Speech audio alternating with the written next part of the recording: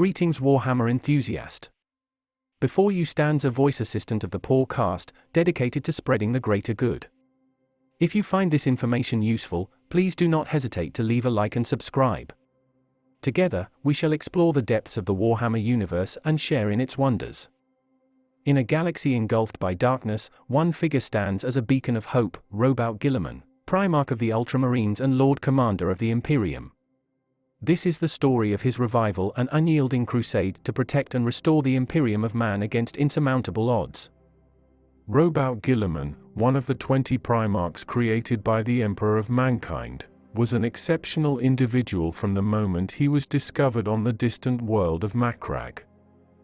After being spirited away by the powers of chaos as an infant, Guilliman's capsule landed on this far-flung planet, where it was found by a group of noblemen during a hunting expedition. Intrigued by the glowing aura surrounding the child, the noblemen brought him to Conair, one of the two ruling consuls of Macragge. Conair adopted the infant as his own, giving him the name Roboute, which translates to Great One. He was also raised by Terra, Conair's seneschal, a strong and capable woman. Guilliman's arrival on Macragge was marked by various auspicious signs, including vivid dreams experienced by Conair, which further reinforced the belief that the child was destined for greatness. As Guilliman grew, his prodigious intellect and physical abilities became apparent. By the age of 10, he had surpassed the knowledge of Macragge's wisest scholars, demonstrating a deep understanding of history, philosophy, and science. However, it was his innate talent for military leadership that truly set him apart. Recognizing these abilities, Conair entrusted Roboute with command of an expeditionary force sent to subdue the rebellious inhabitants of Imperium, a mountainous region to the north of Macragge. Previous campaigns had failed to quell the unrest in this region, but Guilliman's tactical genius and leadership skills proved to be the decisive factor. Instead of engaging in a drawn-out guerrilla war in the mountainous region, Guilliman took a different approach by occupying the sacred shrines of the Illyrians. This move provoked the Illyrians to confront Guilliman's forces, but rather than crush them outright, he challenged their chieftain to single combat. During the duel, Guilliman focused solely on defending himself, refraining from launching any attacks against the chieftain. Eventually, the chieftain became exhausted, but instead of delivering the final blow, Guilliman presented him with the Illyrians' most sacred religious artifact, which had been stolen by the consuls of Macragge centuries earlier. This act of diplomacy and humanity convinced the Illyrian chieftain to cease hostilities and seek to become a just ruler, following Guilliman's example. It was at this moment that Terra recognized Guilliman as a true king. Upon his return to Macragge's capital, Roboute Guilliman found the city engulfed in chaos. His father's co-consul, Gallan, had attempted a coup d'état, leading a faction of Macragge's nobility who had grown accustomed to their wealth and influence, maintained through the exploitation of vast armies of slaves. These aristocrats deeply resented Conair's legislation that favored the common people, who held the late consul in high regard due to his dedication to their welfare. As Guilliman and his soldiers approached the city, they were met with scenes of devastation. Gallan's supporters had formed violent mobs, sacking the city and wreaking havoc on its inhabitants. The consul house, the seat of Macragge's government, was under siege, its defenders desperately fighting off Gallan's insurgents. Understanding the urgency of the situation, Roboute directed his troops to restore order to the city while he personally rushed to the consul house to lift the siege and protect his father. Battling his way through the chaos, Guilliman reached the consul house and broke the siege, but the scene that awaited him inside was heart-wrenching. His father, Conair, lay on the brink of death, surrounded by his loyal bodyguards who had fought valiantly to protect him. An assassin in Gallan's employ had managed to mortally wound Conair, who now clung to life long enough to reveal the identity of his assailant to his son. With this information, Roboute wasted no time in exacting justice and putting an end to the rebellion. In the aftermath of these events, Roboute Guilliman assumed the title of sole consul of Macragge, amidst a wave of popular relief from the citizens who had suffered greatly during the coup. His first order of business was to punish Gallan and his co-conspirators for their treachery. They were swiftly executed, and their lands and wealth were redistributed to the people they had once subjugated. With the same superhuman energy that had driven him throughout his life, Guilliman embarked on a comprehensive reorganization of Macragge's entire social structure. He dismantled the old system that had allowed the wealthy and influential to dominate and exploit the common people, replacing it with a meritocracy. Under this new system, individuals would be recognized and rewarded based on their hard work, dedication, and talent, rather than their birthright or social standing. To implement this vision, Guilliman initiated a series of sweeping reforms aimed at improving the lives of Macragge citizens. He established new educational institutions to nurture the potential of the planet's youth, ensuring that all children had access to a quality education regardless of their background. He also created opportunities for the populace to acquire valuable skills and training, fostering a culture of self-improvement and ambition. In the realm of governance, Guilliman implemented a system of checks and balances to prevent corruption and the concentration of power in the hands of a few. He introduced transparency measures and encouraged citizens to hold their leaders accountable for their actions, promoting a culture of civic responsibility and active participation in the political process. Economic reforms were also a cornerstone of Guilliman's vision for Macragge. He promoted trade and commerce, dismantling monopolies and encouraging competition to spur innovation and growth. He also invested heavily in infrastructure projects, improving transportation and communication networks to facilitate the movement of goods and people, and to stimulate economic development. As a result of the economic reforms, Macragge's industry and agriculture flourished, leading to higher productivity and more robust economic growth. The improved infrastructure further facilitated trade and commerce, both within Macragge and with other planets. Macragge's strengthened economy allowed for greater investment in public services, such as healthcare and education, leading to a healthier, better educated populace. In the military sphere, Guilliman's reforms led to a more disciplined, competent, and effective fighting force. Macragge's troops became renowned for their prowess in battle, and their loyalty to their leader and the principles he embodied. This well-trained, merit-based military proved to be a formidable deterrent to potential aggressors, ensuring the safety and security of Macragge and its people. Guilliman's legacy as the sole consul of Macragge stands as a testament to his visionary leadership and his unwavering dedication to the betterment of his people. His example continues to inspire generations, demonstrating the transformative power of wise, compassionate, and principled leadership. Through his tireless efforts, Macragge emerged as a beacon of hope and progress in a galaxy fraught with conflict and strife, forever changing the course of its history. It was on Espander that the Emperor first heard tales of the extraordinary son of Consul Conair, a prodigious leader who had transformed the world of Macragge into a thriving, prosperous society. Recognizing the signs of one of his lost Primarchs, the Emperor knew that he had finally found one of his missing sons. However, the reunion between the Emperor and Roboute Guilliman was delayed by an unexpected warp storm that enveloped the Emperor's ship. The unpredictable and treacherous nature of the warp sent the vessel far off course, and by the time the storm subsided and the ship finally arrived at Macragge, Roboute had already been ruling the planet as sole consul for almost 5 years. Upon arriving at Macragge, the Emperor was deeply impressed by what he saw. Guilliman's accomplishments were a testament to his extraordinary abilities as a leader and strategist, and the Emperor recognized that his long-lost son had the potential to play a vital role in the Great Crusade.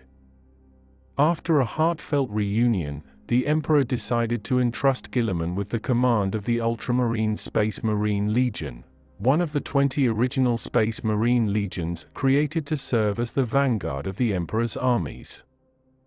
The Ultramarines, like their fellow Space Marine Legions, were elite warriors, genetically enhanced with the Emperor's own genetic material to create superhuman soldiers capable of waging war across the galaxy. As the new commander of the Ultramarines, Guilliman was charged with leading his legion in the Great Crusade, conquering worlds in the name of the Emperor and bringing them into the fold of the Imperium. In recognition of Guilliman's achievements on Macragge, the Emperor also decided to relocate the Ultramarines' forward base to the planet, establishing it as the new headquarters for the Legion and a crucial strategic stronghold for the Imperium. With the Emperor's blessing and the support of the Ultramarines, Guilliman set out to expand the reach of the Imperium and continue the work he had begun on Macragge.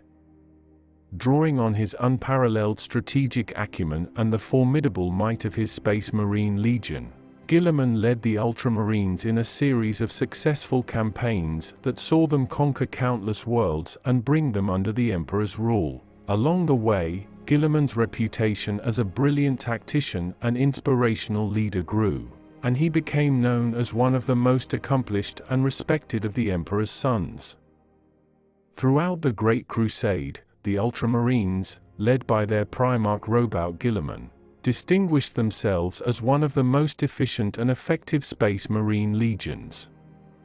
In terms of the number of worlds conquered, the speed of their conquests, and the stability of the worlds they liberated, the Ultramarines were rivaled only by the Lunar Wolves. What set the Ultramarines apart was Guilliman's unique approach to planetary conquest and governance, which prioritized the long-term well-being and stability of the conquered worlds. Guilliman believed that true victory was not achieved merely by military conquest, but by ensuring that the liberated worlds could maintain their loyalty to the Imperium and thrive independently.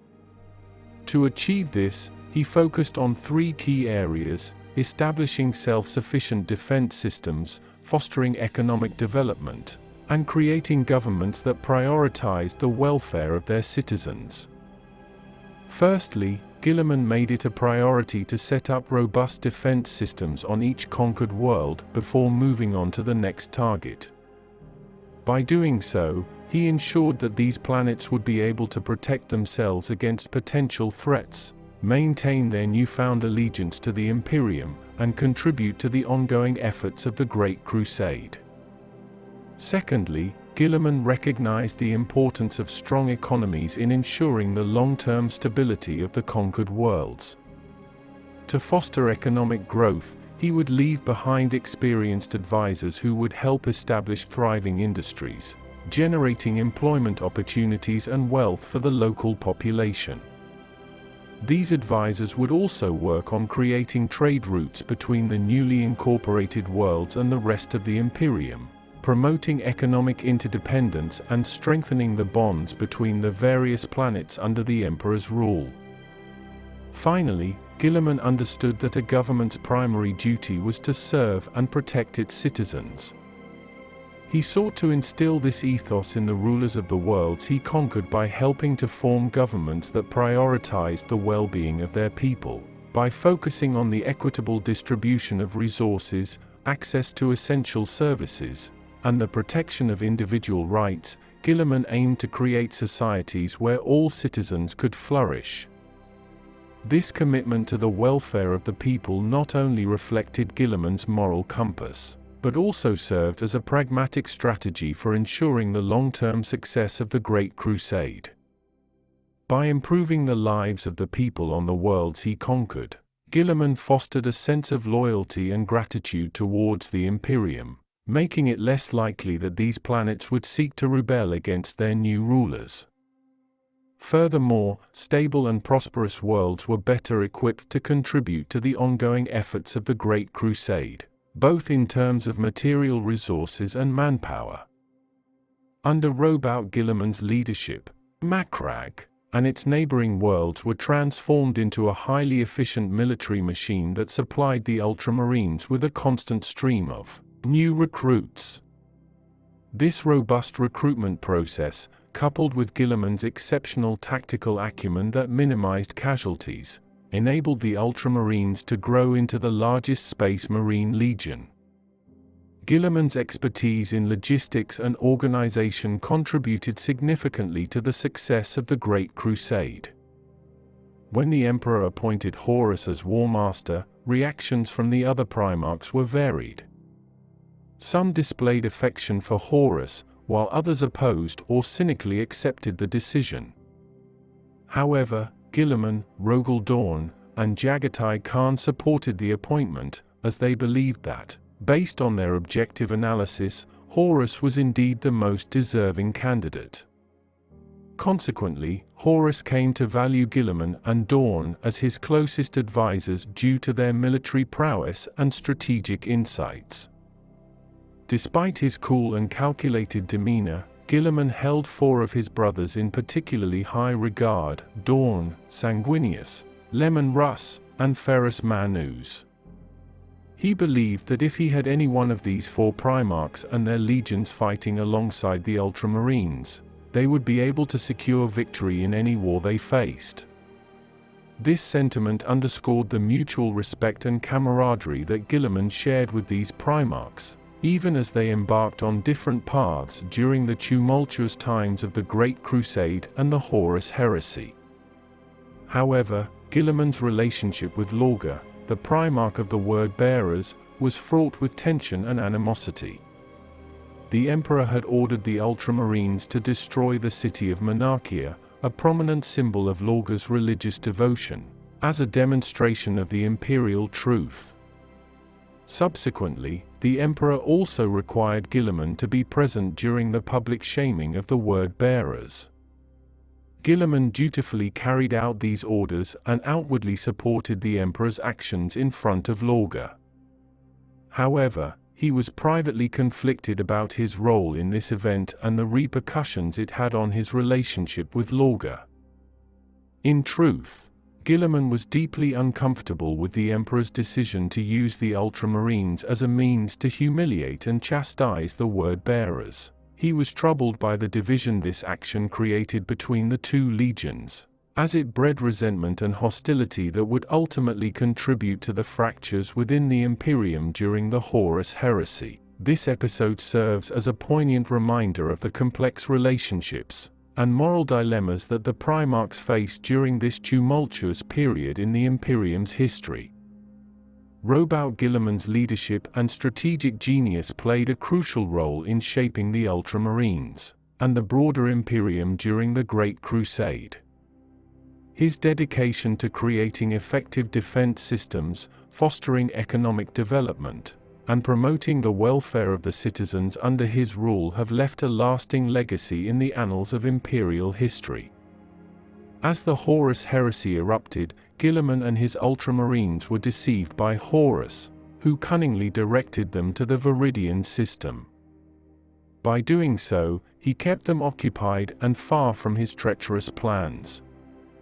When the truth of Horus's betrayal was finally uncovered, the Ultramarines were regrettably ill-positioned to counteract the insurrection. In response to the unfolding chaos, Guilliman rallied his forces at Calth, a crucial world within Ultramar. Unfortunately, the Ultramarines found themselves ambushed by the Word-Bearers, a rival legion with a long-standing grudge against them. This vicious assault inflicted substantial losses on the Ultramarines, leaving them reeling. However, the Word-Bearers underestimated 2 crucial factors: the indomitable spirit of the Ultramarines and Guilliman's extraordinary strategic acumen. During the attack, Lorga, the Primarch of the Word-Bearers, attempted to eliminate Guilliman by unleashing a demon upon the bridge of his flagship. This vile creature forced Guilliman into the vacuum of space, where he was compelled to face several word-bearers without the protection of a helmet. Despite these harrowing circumstances, Guilliman managed to reboard his ship and vowed to hunt down Lorga in retribution for his treachery. As the battle at Calth reached its peak, Guilliman confronted Cor Ferran, the word-bearer's commander orchestrating the assault. In a desperate bid to sway Guilliman to the side of chaos, Cor Ferran attempted to tempt him with promises of power. Undeterred by these enticements, Guilliman instead displayed his unwavering loyalty to the Emperor and the Imperium by ripping out one of Cor Ferran's hearts. The Battle of Calth was a testament to the indomitable will and exceptional leadership of Roboute Guilliman. His ability to outmaneuver his enemies and maintain the morale of his troops in the face of impossible odds earned him the admiration of his allies and the fear of his foes. With each passing conflict, Guilliman further solidified his place in history as one of the greatest primarchs and military tacticians of the Imperium. As the Horus heresy erupted, Guilliman and his Ultramarines were deceived by Horus, who cunningly directed them to the Viridian system. By doing so, he kept them occupied and far from his treacherous plans. When the truth of Horus's betrayal was finally uncovered, the Ultramarines were regrettably ill-positioned to counteract the insurrection. In response to the unfolding chaos, Guilliman rallied his forces at Calth, a crucial world within Ultramar. Unfortunately, the Ultramarines found themselves ambushed by the Word-Bearers, a rival legion with a long-standing grudge against them. This vicious assault inflicted substantial losses on the Ultramarines, leaving them reeling. However, the Word-Bearers underestimated two crucial factors: the indomitable spirit of the Ultramarines and Guilliman's extraordinary strategic acumen. During the attack, Lorga, the Primarch of the Word-Bearers, attempted to eliminate Guilliman by unleashing a demon upon the bridge of his flagship. This vile creature forced Guilliman into the vacuum of space, where he was compelled to face several word-bearers without the protection of a helmet. Despite these harrowing circumstances, Guilliman managed to reboard his ship and vowed to hunt down Lorga in retribution for his treachery. As the battle at Calth reached its peak, Guilliman confronted Cor Ferran, the word-bearer's commander orchestrating the assault. In a desperate bid to sway Guilliman to the side of chaos, Cor Ferran attempted to tempt him with promises of power. Undeterred by these enticements, Guilliman instead displayed his unwavering loyalty to the Emperor and the Imperium by ripping out one of Cor Ferran's hearts. Throughout these brutal confrontations, Guilliman's tactical genius and determination shone through. In the face of overwhelming adversity, he led his Ultramarines with a calm, calculating demeanor, adapting to the rapidly changing circumstances and making crucial decisions to protect his legion and the Imperium. The Ultramarines, inspired by their Primarch's unyielding spirit, fought on despite their heavy losses. The Battle of Calth was a testament to the indomitable will and exceptional leadership of Roboute Guilliman. His ability to outmaneuver his enemies and maintain the morale of his troops in the face of impossible odds earned him the admiration of his allies and the fear of his foes. With each passing conflict, Guilliman further solidified his place in history as one of the greatest primarchs and military tacticians of the Imperium. As the Ultramarines were embroiled in the conflict on Calth, Angron and Lorga launched the Shadow Crusade on isolated worlds within Ultramar. Their strategy aimed to wreak as much havoc as possible in the region while the Ultramarines were preoccupied. Little did they know that Guilliman would eventually emerge victorious from the Battle of Calth. Following the intense fighting on Calth, Guilliman was guided by his newly reinstated librarians to travel to a remote warp-jump point situated on the outskirts of Ultramar. It was here that he stumbled upon Sanguinius of the Blood Angels, who had just recently completed his own campaign in the Cygnus cluster. The Blood Angels navigators had been instructed to locate the nearest stable warp zone, which most believed would be Terra. However, fate intervened, and they were led to Ultramar instead.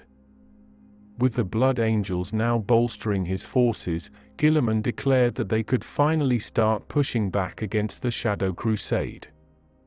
Undeterred by the challenges ahead, Guilliman pursued Lorga, who had by then joined forces with Angron, to the world of Nuceria. On this battlefield, the Ultramarines found themselves facing off against not just the Word-Bearers, but also the ferocious World-Eaters.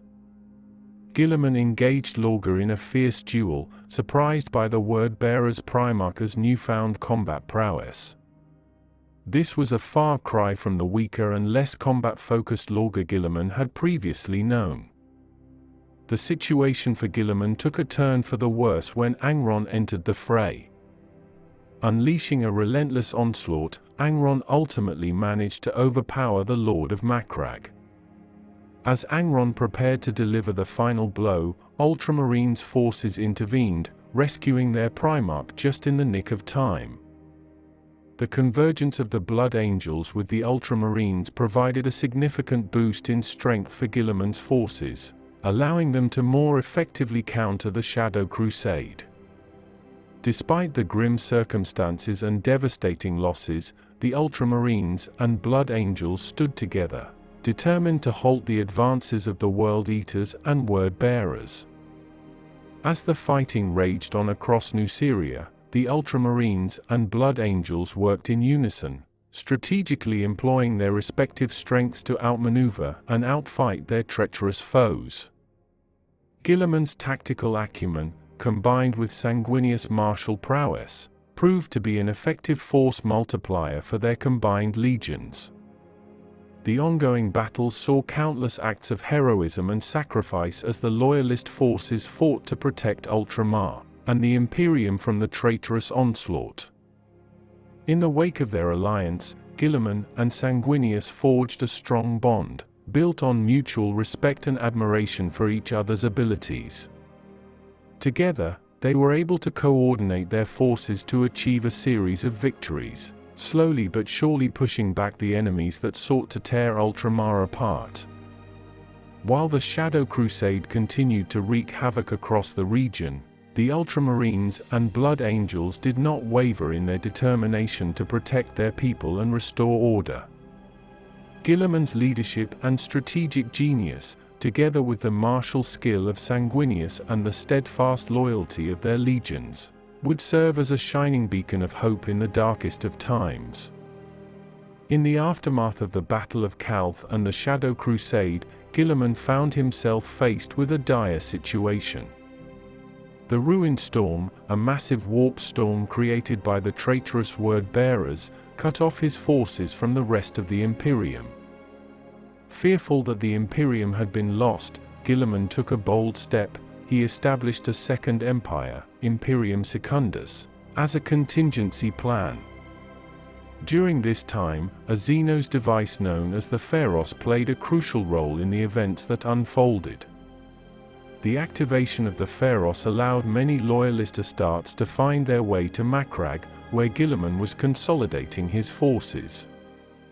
However, Guilliman was wary of appearing power-hungry like his traitorous brother Horus. Rather than declaring himself Emperor of Imperium Secundus, he initially tried to persuade Lion Eljonson, the Primarch of the Dark Angels, to take on the mantle, despite harboring suspicions regarding Eljonson's true motives.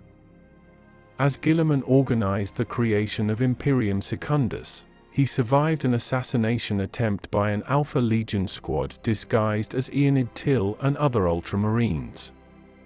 This near-death experience only served to strengthen his resolve in the face of adversity. Later, when the Night Haunter, Conrad Kurz, was unleashed upon Macragge, Guilliman and Lion Eljonson joined forces to confront the Night Lord's Primarch. However, they were lured into a trap by Kurz, who detonated charges and brought an entire structure down upon them. Miraculously, the two Primarchs survived the explosion, thanks to the intervention of Barabas d'Antioch, who activated the Pharos and teleported the duo to Sota. Upon their return to Macragge, they were greeted by the arrival of the Blood Angels. After much deliberation, Guilliman finally named a reluctant Sanguinius as the regent of Imperium Secundus. This decision marked the beginning of a new era for the makeshift empire, with Guilliman, Sanguinius, and Lion L. Johnson attempting to work together for the greater good. However, tensions quickly arose between Guilliman and his brother, Lion L. Johnson.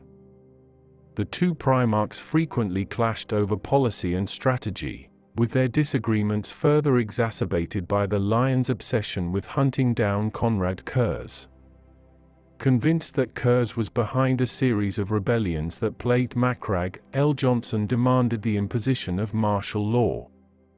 When a suicide bombing targeted an Astartes convoy, the Dark Angels were deployed by the Lion without Guilliman's express permission, further straining their relationship. As the situation on Macragge continued to deteriorate, the Lion insisted on using weapons of mass destruction to root out the rebels in the Imperium region, suspecting Kurz's involvement. Despite their disagreements, the Lion led the assault into Illyrium, and Kurz was eventually captured. At Guilliman's insistence, the Night Haunter was given a public trial. The trial proved to be a contentious event, with Kurz accusing the Lion of secretly ordering orbital attacks against the rebels. This accusation enraged the Dark Angels Primarch and nearly led to him killing Kurz in the courtroom. In response to the Lion's actions, Guilliman and Sanguinius dismissed him from Imperium Secundus. However, the Lion later reappeared and requested to be Kurz's jailer instead.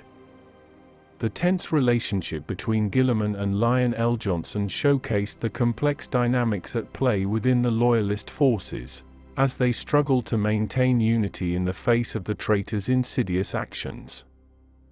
As the Loyalist forces ventured forth into the ruined storm, determined to breach it and reach Terra, they faced numerous obstacles and perils. Guilliman's fleet, alongside those of Sanguinius and Lion L. Johnson, was beset by unimaginable horrors and challenges.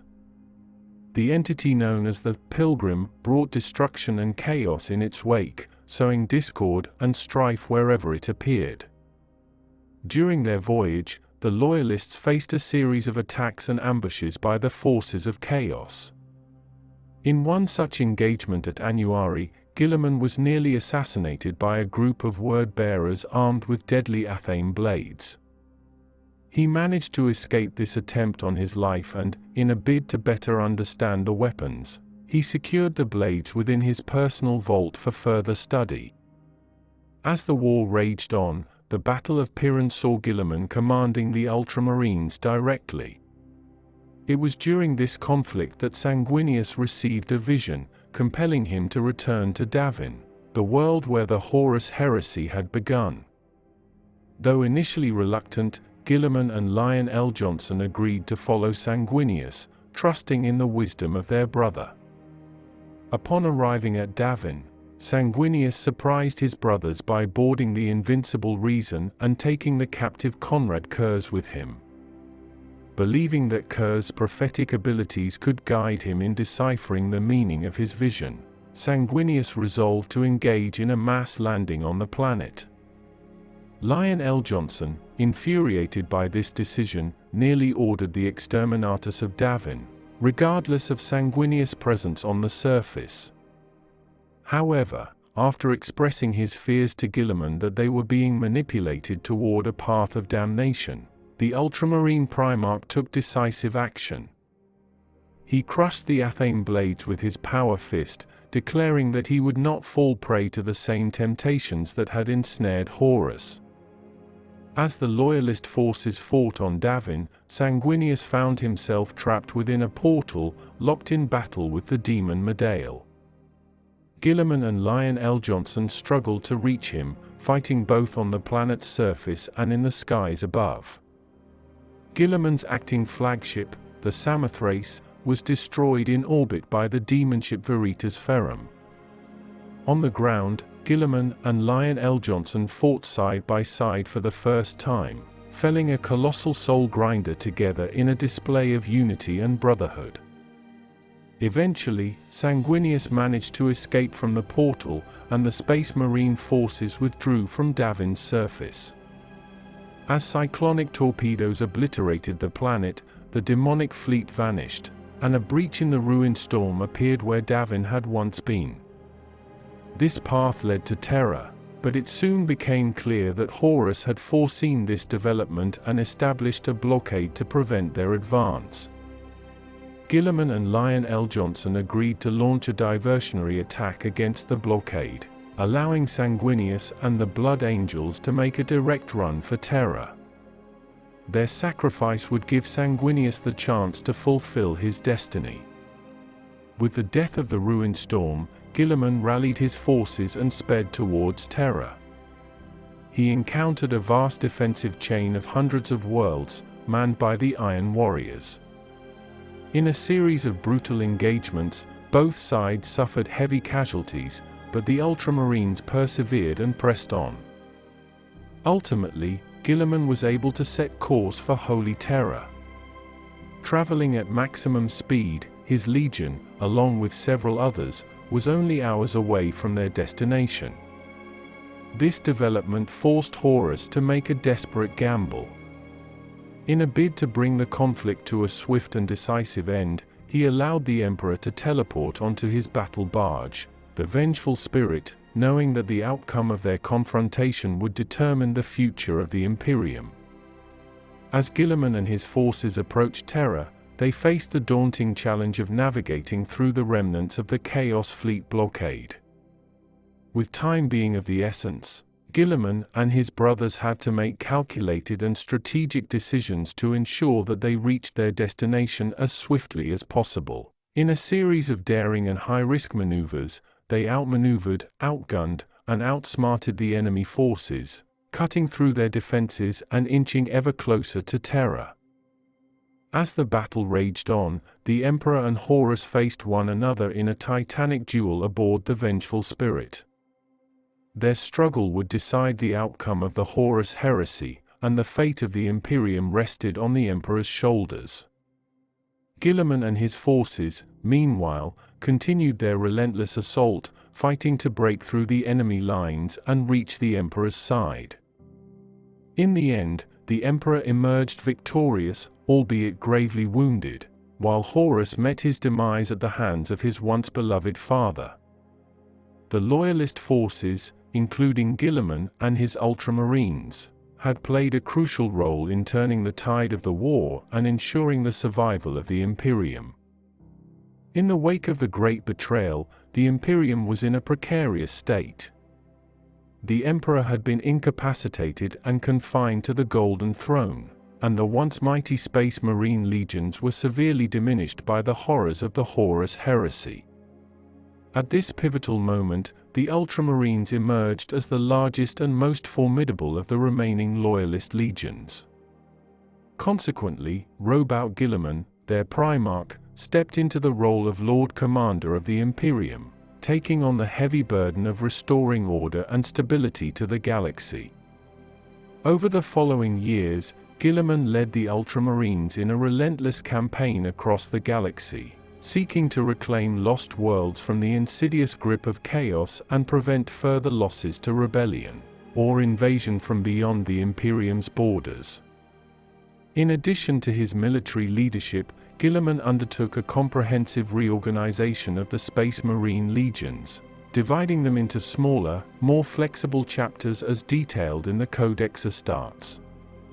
This seminal tome would become the guiding document for the Ultramarines and many other chapters, outlining their organization, tactics, and doctrines.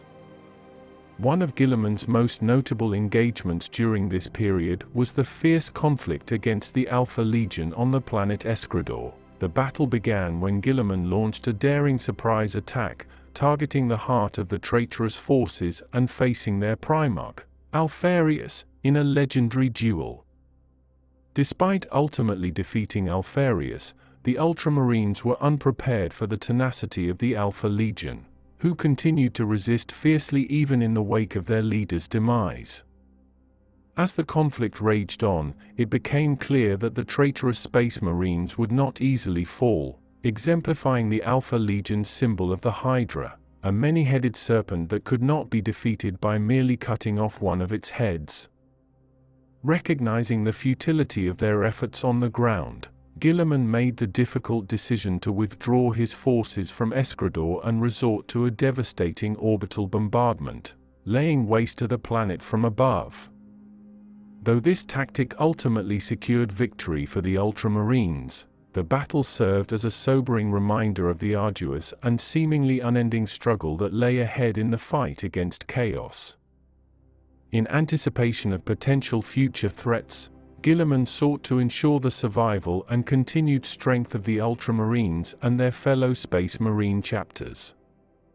To this end, he entrusted the enigmatic tech priest Belisarius Call with two monumental tasks: the resurrection of Guilliman himself should he fall in battle, and the development of a new generation of Space Marines that would surpass their predecessors in strength and prowess. This foresight would prove invaluable in the long run, as the Imperium faced countless challenges and threats in the millennia that followed. Through his strategic acumen, his unwavering dedication to the Emperor's vision, and his ability to inspire and lead his fellow Space Marines, Guilliman cemented his place as one of the most pivotal figures in the Imperium's history. Under Guilliman's guidance, the Ultramarines and their successor chapters continued to fight against the forces of chaos, and defend the Imperium from innumerable threats. The Codex Astartes, which Guilliman had authored, became a cornerstone of the Space Marines' organization and tactics, ensuring a level of unity and cohesion that would be vital in the face of an ever-changing and increasingly hostile galaxy. The Battle of Thessala would come to be one of the most significant and harrowing engagements in the life of Roboute Guilliman, Primarch of the Ultramarines. In this fateful conflict, Guilliman would face off against the corrupted and transformed Fulgrim, once his brother and fellow Primarch but now a vile demon prince of Slaanesh. Unlike Alpharius, who had largely remained unchanged from his original Primarch form, Fulgrim had fully embraced the dark gifts of chaos. He had ventured into the Eye of Terra, seeking the twisted power that lay within, and emerged as a grotesque and twisted reflection of his former self. No longer resembling a man, Fulgrim had become a monstrous serpentine creature, towering over his foes and bearing multiple limbs, each armed with a deadly poisoned sword. As the battle raged on, Guilliman and Fulgrim clashed in a titanic struggle that would ultimately decide the outcome of the conflict. Despite his indomitable spirit and formidable combat skills, Guilliman was ultimately unable to overcome the monstrous might of his corrupted brother. In the end, Fulgrim's poisoned blade found its mark, piercing Guilliman's neck and inflicting a grievous wound that would have proved fatal for any lesser being. Recognizing the severity of their Primarch's injury, the Ultramarines' apothecaries rushed to his side, interring him within a stasis field in an attempt to preserve his life. Frozen in the instant of death, Guilliman's body would remain in this state for the next 10,000 years, housed within the Shrine of Guilliman deep inside the Temple of Correction, one of the most sacred sites in the entire Imperium. Over the millennia, countless pilgrims would journey to the shrine to bear witness to the fallen Primarch, with many claiming that the power of the Emperor himself was slowly healing Guilliman's grievous wounds. Skeptics, however, would dismiss these claims, arguing that the stasis field rendered any change or healing within it an impossibility. Regardless of the truth, the legend of Guilliman's slow recovery continued to spread, drawing ever more believers to witness the so-called miracle of the Primarch for themselves. As time wore on, the Imperium faced innumerable challenges and threats, both from within and without. The loss of Guilliman's leadership and tactical acumen was keenly felt, as his once unified vision for the Space Marines began to fracture and splinter. Yet, throughout these dark times, the legend of the Primarch persisted, providing a beacon of hope and inspiration for those who still clung to the ideals of the Imperium and the Emperor's dream for humanity. Meanwhile, the Emperor's children and their treacherous leader, Fulgrim, retreated into the maddening depths of the Eye of Terra, where they would continue to sow discord and destruction throughout the galaxy. The memory of Guilliman's fall would serve as a bitter reminder of the dangers posed by the forces of chaos, and the terrible price paid by those who dared to oppose them. Though Guilliman's mortal form remained frozen in time, his legacy lived on through the countless warriors who followed in his footsteps. The Ultramarines and their successor chapters would continue to uphold the ideals and doctrines set forth in the Codex Astartes, striving to maintain the unity and discipline that had once been the hallmark of the Space Marines. In doing so, they would serve as a living testament to the indomitable spirit and enduring vision of their Primarch, even as they fought to reclaim the galaxy from the ever-encroaching darkness. Following the devastating events of Abaddon the Despoiler's 13th Black Crusade and the destruction of Cadia, the situation in the Imperium had become increasingly dire. Amidst the chaos, a glimmer of hope emerged when Tech Priest Belisarius Cawl and Saint Celestine led a group of Imperial survivors into the Webway, seeking refuge and assistance from their new Eldar allies. This unlikely coalition would ultimately converge on the planet of Macragge, the homeworld of the Ultramarines and the resting place of their Primarch, Roboute Guilliman. Upon arriving at Macragge, Cawl revealed that he had, in fact, survived for an astonishing 10,000 years, having been tasked by Guilliman himself with two crucial missions to be carried out in the event of his downfall. The first of these tasks was the resurrection of Guilliman, a seemingly impossible feat that Cawl now believed he could achieve with the aid of the advanced Eldar technology. Working together with the Eldar, Cawl developed a highly sophisticated suit of power armor, capable of regenerating the grievous wounds that Guilliman had sustained in his fateful duel with the demon Prince Fulgrim. As the suit was brought to the shrine of Guilliman and placed upon his seemingly lifeless body, a miraculous transformation took place. The ancient Primarch was restored to life, his body and spirit reinvigorated by the combined might of Imperial and Eldar ingenuity. The timing of Guilliman's resurrection could not have been more fortuitous, as the forces of the Black Legion, led by Abaddon the Despoiler, launched a brutal invasion of Macragge. Rising to the challenge, the reborn Primarch wasted no time in rallying his Ultramarines and their allies, driving the Chaos invaders from his homeworld with a display of martial prowess and strategic acumen that had not been seen in the Imperium for millennia. In the aftermath of the battle, Guilliman was confronted with the stark reality of the Imperium's present state, a far cry from the glorious vision that he and his father, the Emperor, had once sought to create. Reeling from the knowledge of the countless wars, schisms, and betrayals that had befallen humanity during his 10,000-year absence, the Primarch nonetheless resolved to continue the fight against the forces of chaos and restore the Imperium to its former greatness. In the days and weeks following his resurrection, Guilliman would go on to demonstrate a number of seemingly miraculous abilities, the most notable of which was his power to cure the victims of a devastating, blindness-inducing illness created by the chaos god Nurgle. Simply by his presence, the Primarch was able to heal those afflicted by this terrible disease, further cementing his status as a beacon of hope and inspiration for the beleaguered Imperium. With Guilliman's return, the galaxy found itself on the precipice of a new era, one in which the might of the Primarch would once again be brought to bear against the myriad threats facing humanity. As he set forth on a crusade to reclaim the lost worlds of the Imperium and unite the disparate forces of mankind under a single banner, the Ultramarines and their allies would find themselves reinvigorated, their spirits buoyed by the presence of their long-lost leader. Upon witnessing the decay, superstition, and ignorance that had come to define the modern Imperium during his 10,000-year absence, Primarch Roboute Guilliman was overcome with a sense of disgust and dismay. Seeking counsel from his trusted Ultramarines, Guilliman convened a war council to determine the best course of action to restore the Imperium to its former glory.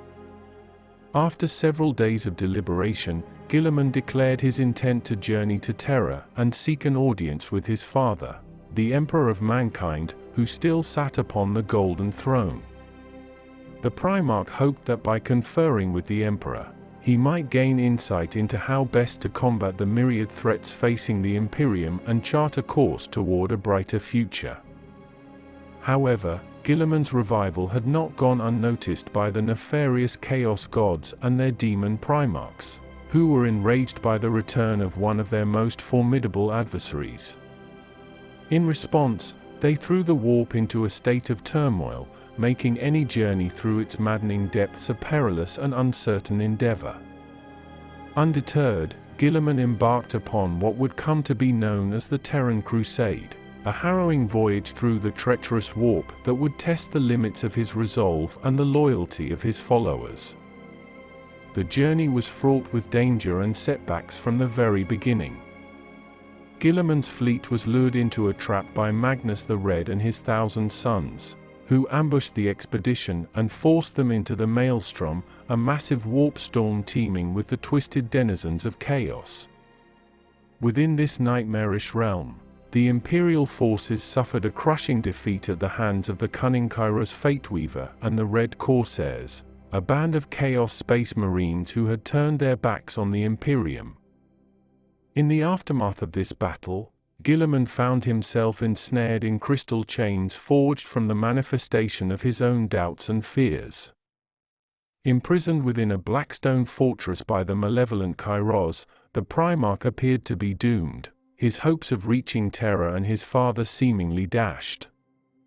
Yet, even in the face of such overwhelming odds, the indomitable spirit of the Imperium would not be so easily quelled. Through the efforts of the enigmatic Harlequin Salandri Veilwalker and the fallen angel Cypher, Guilliman and the surviving members of his expedition were ultimately freed from their captivity. With their path now clear, the Primarch and his followers made their way to a webway portal, their escape route from the Maelstrom and a chance to continue their quest to reach Terra. As the Imperial forces retreated through the portal, Guilliman valiantly held the line against the pursuing forces of chaos, buying time for his followers to make their escape. In a climactic battle, the Primarch faced off against the mighty bloodthirster Skarbrand, a fearsome and powerful demon of Khorne. Witnessing the heroic sacrifice of Marshal Amalrich, Guilliman was able to channel his fury and determination, ultimately triumphing over the monstrous demon and ensuring the survival of his expedition. Following their harrowing escape from the Maelstrom, the Imperial expedition led by Primarch Roboute Guilliman emerged from the webway portal on Luna, the moon of Terra. Unfortunately, they were not alone. Magnus the Red and his 1,000 sons had doggedly pursued Guilliman's forces, determined to prevent them from reaching their destination, and to exact vengeance for the humiliations they had suffered at the hands of the Imperium. As the two opposing armies clashed on the barren lunar surface, Guilliman and Magnus engaged in a titanic duel that would decide the fate of the Terran Crusade. Surrounded by the carnage of battle, the two Primarchs locked in combat, each fueled by a burning desire to see the other brought low. Initially, Guilliman found himself at a disadvantage, as Magnus wielded his formidable psychic powers with devastating effect, threatening to overwhelm the loyalist Primarch. However, just as Guilliman appeared to be on the brink of defeat, a fleet of Imperial reinforcements arrived from Terra, bearing with them a contingent of Sisters of Silence. These elite warriors were anathema to psychic powers, their very presence serving to dampen and nullify the psychic energies that Magnus had been wielding with such devastating effect. With Magnus' psychic abilities weakened by the Sisters of Silence, Guilliman seized the opportunity to turn the tide of battle in his favor. Rallying his strength, the Primarch of the Ultramarines fought back with renewed vigor, ultimately impaling his demonic brother with a powerful strike. Mortally wounded and unable to maintain his presence in the material realm, Magnus was forced to retreat back into the webway, just as the gate was sealed behind him, preventing any further pursuit or infiltration by the forces of chaos. Following the fierce battles on Luna and his confrontation with Magnus the Red, Roboute Guilliman finally set foot on Terra. As the Primarch of the Ultramarines and the Lord Commander of the Imperium, he was granted access to the Emperor's throne room within the heart of the Imperial Palace. Standing before the Golden Throne, Guilliman was joined by Captain General Trajan Valoris, the leader of the Adeptus Custodes, the Emperor's personal bodyguards. In this momentous encounter, the Emperor awoke from his millennia-long slumber for the first time in thousands of years. The details of the meeting between Guilliman and the Emperor remain shrouded in mystery, but it is known that the Emperor communicated with his son through psychic means, sharing dark truths about the galaxy and its history. Guilliman was subjected to a brutal psychic assault, falling to the ground in agony, but he emerged with a renewed sense of purpose. After the audience with the Emperor, Guilliman gathered the High Lords of Terra and announced his plans to reorganize and rearm the Imperium to confront the ever-growing threat of chaos. He declared himself Lord Commander of the Imperium once more and later assumed the role of Imperial Regent, effectively becoming the living hand of the Emperor. One of his first major acts in this capacity was to defend Terra itself against the forces of Khorne in the Second Battle of Terra. Recognizing the need for a large-scale campaign to reclaim the countless worlds that had been devastated or isolated by the formation of the Great Rift, Guilliman declared the Indomitus Crusade. This monumental undertaking would last for over a century, with Guilliman acting as both Supreme Commander of the military forces and the Chief Administrator of the Imperium. He oversaw the deployment of the newly created Primarch Space Marines, engineered by the genius of Belisarius Cawl, as well as the implementation of sweeping civic reforms which culminated in the Codex Imperialis, a comprehensive guide to the governance and administration of the Imperium. As the Indomitus Crusade began to wind down, Guilliman was forced to rush back to Ultramar, his personal domain, to defend his sons and his people from the onslaught of Nurgle, the chaos god of decay and disease. This conflict, known as the Plague Wars, saw Guilliman survive an assassination attempt orchestrated by his traitorous brother Mortarion, the demon Primarch of the Death Guard, as well as the notorious Typhus and the Great Unclean One, Kugath. The assassination attempt took place on the world of Parmenio, where Guilliman was nearly cornered and overwhelmed by the combined might of the three powerful servants of Nurgle. In the nick of time, he was saved by the intervention of a mysterious young girl who appeared to be a powerful living saint. Her presence turned the tide of the battle, allowing Guilliman to escape the deadly trap that had been laid for him. With the threat of Nurgle's forces temporarily held at bay, Guilliman continued to lead the Imperium's efforts to reclaim lost worlds and push back the encroaching darkness. The Primarch faced numerous challenges and enemies, both from within the Imperium and without, but his unwavering determination and strategic brilliance ensured that the light of humanity continued to shine in the face of overwhelming adversity. The Plague Wars reached a dramatic climax on the planet Iax. Roboute Guilliman, Primarch of the Ultramarines and Lord Commander of the Imperium, discovered a sinister plot being enacted by his traitorous brother, Mortarion, and the Great Unclean One, Kugath.